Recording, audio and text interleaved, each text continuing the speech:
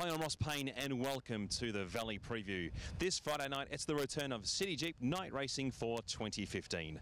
Gates will open at 5:15 p.m. and the first is scheduled for 6:45 p.m. First, let's catch up with Marty Synan. Marty, last week you tipped driven to take us through that, please. Yeah, he ran fifth, bit disappointing. Did hit the front at the top of the straight, but as you saw on Saturday, they were sweeping and running from behind, and a better horse got up on the day. And this week, what do you got for us Friday night? This week, I think I'm going to go for a safe one. I think Sweet Emily, race 4, number 1. I mean, he broke a track record here of Miss Andretti a couple of weeks ago, so I think it's loves the track. 9:55, just going to suit it. I think we'll get another quick time this Friday night and a win. It was a lovely day last Saturday. How's the track pulled up from Jeep Australia Stakes Day? Yeah, track's pulled up enormous. We've just moved the rail out to 2 metres just to spread the wear. As you know, we've got a pretty busy schedule ahead of us, so we've put the rail out just at 2 metres. But yeah, very little damage. A little bit of damage on the home turn there where it was a little bit wetter than the rest of the track, but overall really good. So I expect a good track again on Friday, good 3. And how's the forecast looking for Friday? Forecast, going to be a nice sunny week. Not as much, no rain forecast as we speak, but only mild weather. It's going to be 23 degrees, so a beautiful night. With no rain, we'll just put a bit of irrigation on throughout the week just to maintain the track around that good 4 range, and then, like I said, get up to a good 3 by race time. And now Nick Heathcote joins us for the latest racing news. Thanks, Ross. No gallops this week, so we went out to Flemington to catch up with the horse everyone's talking about, Sistonic. She's a 3/4 sister to Black Caviar, so I caught up with Lindsay Parks, Gary Fennessy. Yeah, we've had her for a couple of months and been very impressed with her. All her work's been good, shown that she's up to, city grade sort of filly. And her first up win at Sale was excellent. She controlled the race and won pretty comfortably. Sure, and looking at her, she looks like a natural runner, wants to go a lot. Have you done any work to try and settle her down? Well, she's actually a pretty quiet sort of filly. If you want to drop her in behind, she will. She's not just a jump and run, but she has got plenty of speed, so you tend to put her in a position, she'll, she finds plenty.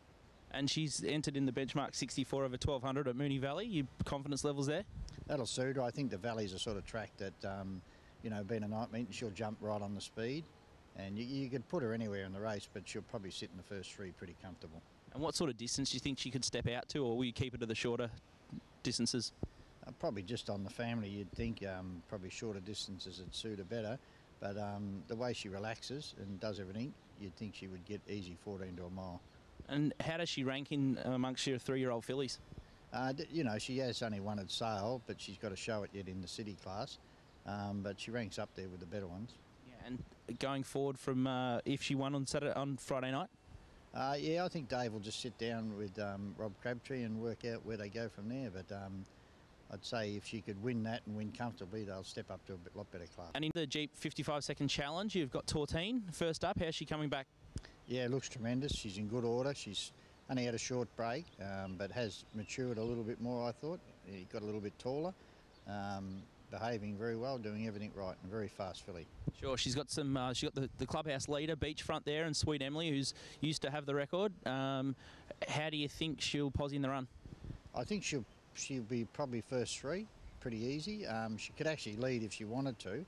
She's that fast, but if they went mad, it's no use everyone cutting each other's throats, She'd just sit on them, I'd say, if that's the case. And now, Nick, you're fresh off a spell. You've got a tip for us Friday night. Yeah, in race 4, I'm going to take on Marty in the Jeep 55-second challenge. Tawteen. I was taken by what Gary Fennessy said. Sounds like she's been set for this race, and I think there'll be speed on, and she'll be powering home late. She's got really good form around Earthquake, and that's good enough to win a race like this. And members, also a friendly reminder that our new relaxed dress code will apply for Friday night. On Friday, February the 6th, the Sporting Chance race night will be held in the committee room. Details are on your screen on how to book for this wonderful night.